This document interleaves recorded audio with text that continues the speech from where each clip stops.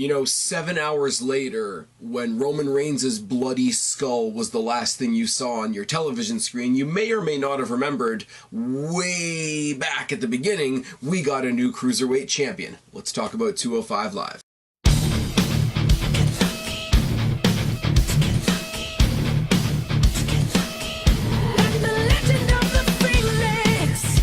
What's going on, everybody? It's your buddy, it's your pal Spaz Phoenix for the YWC Reality Check, here with your April 10th post-WrestleMania 205 live review. And not much has changed. We got to get a whole lot of house cleaning out of the way. First of all, thank you to everybody that took place in the WrestleMania and TakeOver New Orleans pay-per-view. Pick'ems got the scores right here.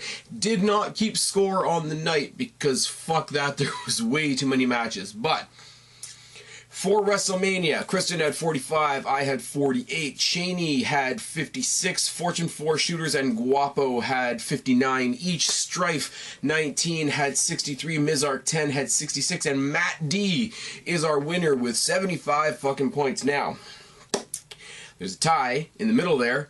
One didn't do any bonus questions, and one didn't go for that Twitter bonus. So, you see all the difference there. The questions, some of you guys are trying to cheat, and I know this is, you know, pretty bullshit fun game because, you know, there's no prizes, and it's really all you get is a shout out from me on the next review. Bunch of you guys messaging me at the bottom of the video asking me what the bonus questions are, and it's just like, well, they're in there, so watch the whole video. Anyways, TakeOver, which had a lot less matches, so a lot lower scores, but me at the bottom at 8, because apparently I clearly have a pattern of sucking at my own game. Christian and Strife were tied at 10, Guapo had 11, Fortune 4 Shooters had 13, Cheney 815 had 14, and Mizark 10 is our winner at 15. Not only that, it's the third time in 2018 that he's won, so congratulations to Matt D and Mizark 10. For those of you in the GTA that are going to the Destiny Icons show, Sunday, April 29th, I will be there. I suggest you come if you can. Pete Dunne taking on Marty Scurll, Tyler Bate and Trent Seven taking on Sami Callihan and Josh Alexander. If you don't know who Josh Alexander is, definitely come to the show, because you should know who Josh Alexander is. He's fucking awesome. It's also the Destiny Wrestling debut, I believe, of Deonna Purrazzo, which is all good. If you're watching this channel for the first time, check out the playlists up in the annotation above for NXT 205 live reviews. Ask the Phoenix. I just did Ask the Phoenix for WrestleMania week. It is the last video on this channel if you want to be in the next Q&A, which at this point I'm anticipating will either be Money in the Bank week or SummerSlam week. I'm not sure how the schedule is going to go that way. Go back one video, throw your questions down in the box below. Off the Cuff, there's a couple more topical videos coming up soon for the Off the Cuff series. I've talked to Kristen, I've talked to Guapo. They're going to help me out with a couple of those. It's going to be good. Speaking of Kristen and Guapo, I will say either sometime this week or sometime next week, depending on how the draft shake-up thing happens, there will be a WrestleMania aftermath video at some point. I just don't know whether it's going to be this video or next. Also, shout out to Kristen, who is a fucking superb good sport. She lost the bet that anybody who's been watching the tackle videos for a long time knows that Guapo and I had a bet with Kristen that the broken gimmick would come back. And basically we know it has. The stakes of that bet were, if I lost, if Matt Hardy stayed regular, generic, you know, V1 Matt Hardy, I would have to do a positive video about Naomi, aka I would have to lie. But if she lost, which she did, she would have to cosplay Nikki Bella at WrestleMania. Go follow Black Cat Feline on Twitter. You will see the results of that. Kristen, you are a hell of a good sport. Really, really big shout out to you. Can't wait to do whatever our next video is, which, knowing our luck, will probably be an Avengers Infinity War review, because that's related to wrestling whatsoever. Getting into the show tonight for April 10th, it was good. It was, you know, post-Mania. I thought there was a slight chance that we could have maybe seen somebody come up from NXT. There is that rumor about Leo Rush. There has been the on-again, off-again participation of Roderick Strong, but we know what he's doing now if you saw TakeOver. No call-ups, which is interesting. The other cool thing I thought that they could have done was, because Sami Zayn and Kevin Owens are looking for jobs, I thought Sami Zayn could have popped up on 205 Live, which would have been funny because it emanates from wherever SmackDown is. So that is also a thing. What's not a cool thing is Nigel McGuinness was not on this show. Percy Watson was on there with Vic Joseph, which is fine. I mean, they're good. They're decent commentary. I don't really have any complaints about them. Percy Watson is getting to be tolerable. I just hope that this isn't a permanent scenario. They said, you know, welcome Percy Watson to the announce table. So I guess when Nigel comes back, it's going to be the three of them, which sucks because this is the only show that has a two-man booth in it, and it's better for it. Sorry guys, got to do a quick thing because my light is flashing at me once again. Sorry. Dear Santa, I know it's a couple months early, but I would really love a new camera that doesn't flash random lights at me for no reason at all. Kalisto versus Tozawa is the first match of the night. You know, for those people that say the 205 crowd is dead, we have to move it back to Full Sail, da-da-da-da-da, goofball from New York, I'm looking at you. Loud Tozawa chants going into the Kalisto versus Tozawa. We get a little bit of a recap of the rivalry that's brewing between Hideo Itami, Akira Tozawa, and the Lucha House Party, which I still think is a really dumb name for a faction, but then again, Undisputed Era is a dumb name for a faction, and they're probably the best faction in the WWE right now. So Tozawa works the arm. There's no nobody on the outside, so straight up one-on-one match. When you've got two guys from two factions and they don't come out with their respective, I guess you could say, backup, like my boy The Miz at WrestleMania, it's always good. It's always a little bit purer. I know that's not something we talk about a lot in wrestling. Sorry, my chair is doing a funny thing. But anyways, Akira Tozawa works the arm, reversal by Kalisto, side headlock by Kalisto, and a head scissor and a collar and elbow tie-up to start the match all over again. As they've paused and as they go back into the collar and elbow tie-up, there's a noticeable pop from the crowd, which is nice because the collar and elbow tie-up usually starts the match. So I guess it's kind of like hitting the reset button. Lost my place. Corner boots by Tozawa, chain wrestling, and a single jab to the face knocks down Kalisto.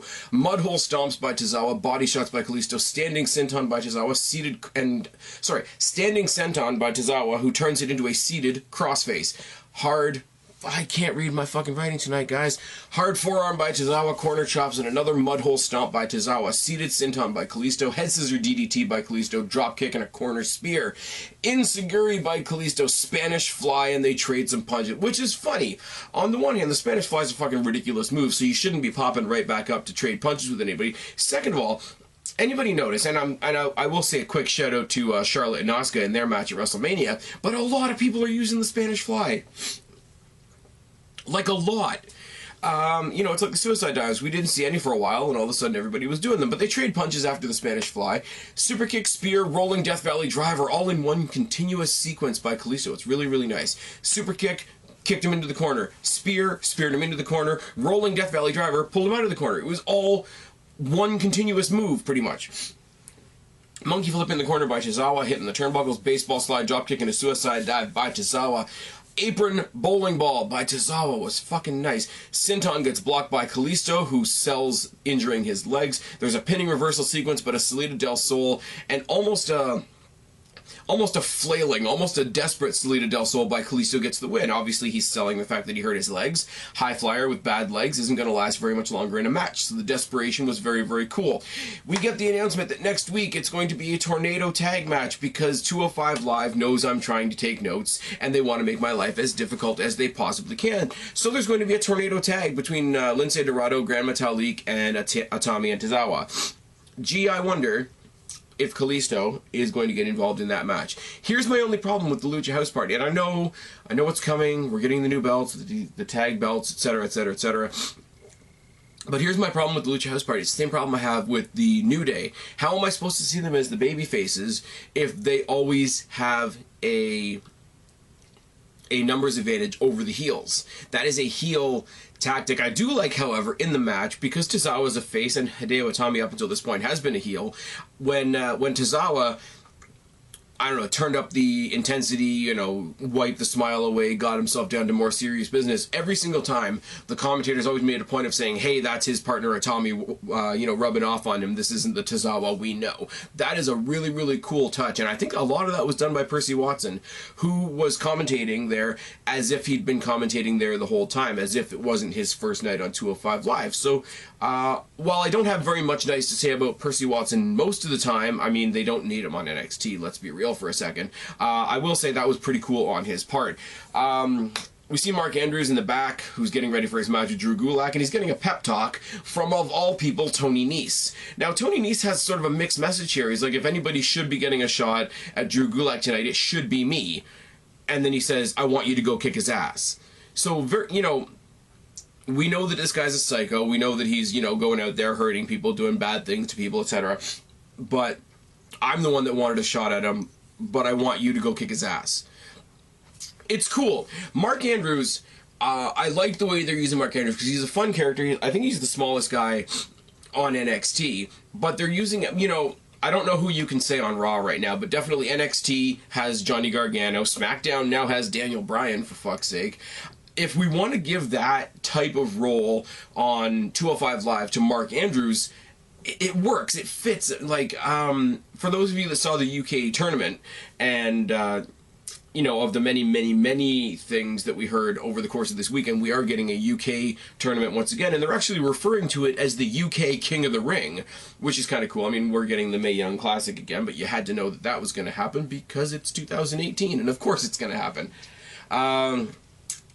But if you watch the original UK tournament, I didn't like the 2-day format of it, but him playing the plucky underdog in virtually every match that he was in, it suits his character, and he's a fun character, and he sings his own entrance music, so how can you really hate that? Drew Gulak comes out and trolls the old PowerPoint gimmick, which is nice because you got the WrestleMania crowd who would have popped for the PowerPoint gimmick, and he calls for it, and he says, you know, what better time for a PowerPoint presentation? And then he says, anytime but right now when I'm going to kick the shit out of Mark Andrews. There's a call out, yeah, I can speak, I swear, I'm sorry guys, it's late in the day. Collar and elbow tie-up and a head scissor by Andrews and some arm drags. Shoulder tackle by Gulak, who kicks Andrews. Gulak works the arm with a key lock and a wrist lock, and he sort of works it where Andrews is upside down, and it's a wrist lock and a key lock at the same time, which is nice. You know, it's very, very much like when we see a Pete Dunne match when he goes into that joint manipulation type role. Dropkick by Andrews, who eats the post shoulder first and falls to the outside. Now, from here on in, you got some great psychology from Drew Gulak, who works the arm, the shoulder, the spine, and the neck of Mark Andrews. Boot by Gulak, who stomps the midsection. There's a neck vice by Gulak and a back elbow to the face. Backbreaker by Gulak and a grounded side headlock. Drew Gulak takes him by this side headlock and drags him around the ring before setting him back up for a kitchen sink and changes his focus from the neck to the arm and the shoulder. Like I say, he's worked on the wrist, he's worked on the arm, he's worked on the elbow, he's going to work on the arm and shoulder, he's already worked on the neck. Everything that's splattered against that ring post is now getting worked on, and it's fucking fantastic. Jawbreaker by Andrews out of desperation and insecurity, and then even though he's been worked, I didn't like this so much. You know, he's been worked on the whole match, you know, his arm, his shoulder, his midsection, the whole thing. Shouldn't be able to pull off a 619 to the gut. Doesn't mean it doesn't make me smile. Springboard crossbody by Andrews and a stiff forearm. Enziguri by Andrews, a reverse lariat by Gulak, just clobbers him in the back of the head. It's fucking dirty. Chops by Andrews and a Stundog Millionaire. Stundog Millionaire came out of whatever Gulak was trying to do as well, so counter into a finisher is always nice. Andrews eats the second turnbuckle fucking hard and gets locked in the Gulak, which is another stupid name. WWE's got some great shit going on if they would stop giving it stupid name. Can somebody tell me why we had to rename the iconic duo the Iconics? It doesn't make any difference, and it's just going to make the people that already know who they are roll their eyes at you a whole fucking lot. But for those of you that don't know, it's the Gulak is that reverse dragon sleeper with the body scissor, and it's a pretty fucking dirty move because it looks like your back is going in all kinds of directions that it shouldn't go. Post-match, he locks on the Gulak once again, and there's a save by Tony Nese.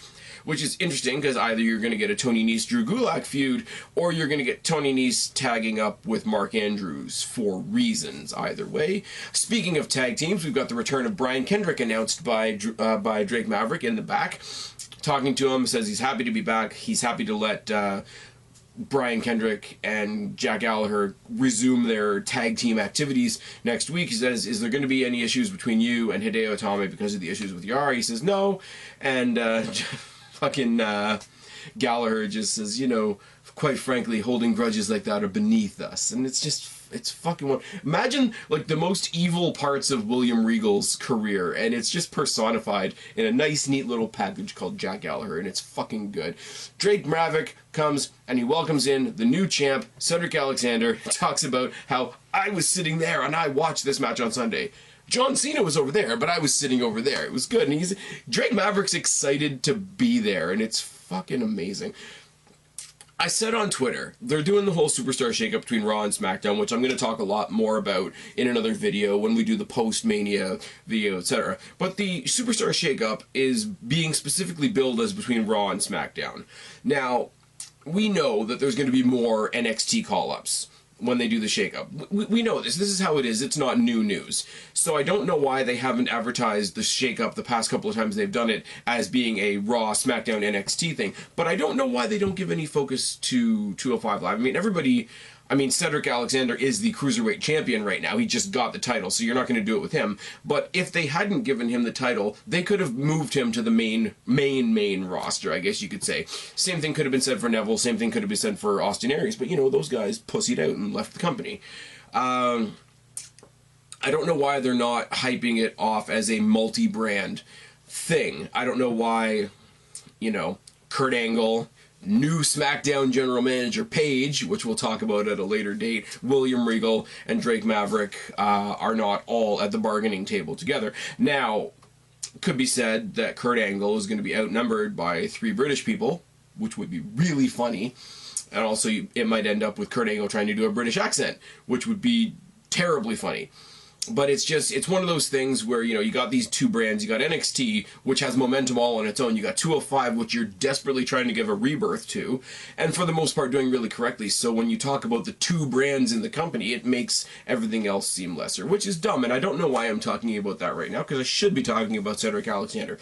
Cedric Alexander comes out in his fucking purple shirt. And I don't want to make fun of shit like this because I wanted Cedric to win this tournament. I really did. Close second would have been Roderick Strong, but again, we know what he's doing for the next little bit. We'll talk about that at a later date. But Cedric comes out with his fucking purple shirt that is literally the same purple as the ring ropes and the title, so it just looks like he's got a single silver plate sitting on his shoulder, which is funny. Comes out to gigantic "You Deserve It" chants. He talks about his, you know, his journey with the fans from the please sign Cedric moment at the Cruiserweight Classic to winning at WrestleMania, and he says, I finally did it. And the crowd actually started a yes you did chant, which I thought was really cool. Mustafa Ali interrupts, and Mustafa Ali is not dressed in purple, or so I thought. He's dressed all in black, and, you know, either one of 2 things is going to happen. You're going to have the nice, friendly sportsman moment, congratulations, hey, I'd love another title shot sometime, or his friend is going to turn heel at the last minute, and they're going to have a feud, and it's going to go there. Look at the Sasha Banks and Bayley bullshit we got on Raw right now.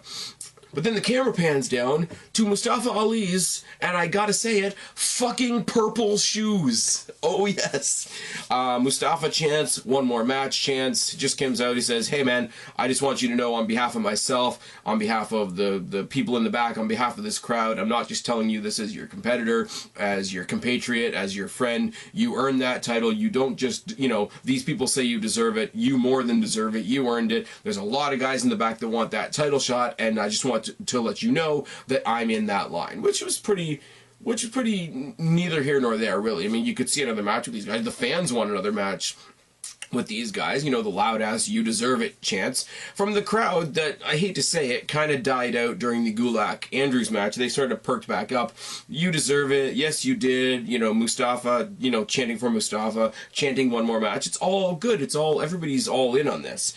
Until you hear Buddy Murphy's music, and he doesn't come down the ramp. He comes from the crowd. He hits the Murphy's Law on Cedric. He friggin' struggled with it because Cedric's in street clothes, and he basically fucks off. You know, he's made his statement and he fucks off, and you got little tiny Drake Maverick yelling at him. He has to stand on a step to yell at him, and that's the end of the show. Fucking good. You're gonna get this guy who's a fucking dick, which is great. I keep mentioning it, but I will keep mentioning it. The NXT house show that I was at, I saw Buddy Murphy taking on Ricochet. Fucking fantastic match. If we get half of that with Buddy Murphy versus Cedric Alexander, I'll be a happy guy. One of those guys is eventually going to take on Mustafa Ali again, and that's going to be a good match. And Drake Maverick is entertaining as hell as the GM. Percy Watson on commentary calling him DMGM got a little annoying, I'm not going to lie. But that's it. We've already got the tag team feud going on further next week. The mixed tag between Dorado, Metalik, Atami, and TOZAWA. So be sure to join me for that. Be sure to join me for the post Takeover NXT tomorrow night, which is the episode of NXT that they taped before Takeover, so don't know whether or not there's going to be very much to that, but we're going to talk about it anyways. Other than that, I'm done for the evening, and I've been Spaz, your YWC Reality Check. Subscribe up there, talk down there, start a conversation, keep all these conversations going. Don't be a stranger. I will talk to each and every last one of you later, but for right now, I hope you had an amazing WrestleMania weekend, and I'm tagging out. Like me, don't apologize. They can hold you down. You were born to rise. It's our time now to come out. If you're a freak like me.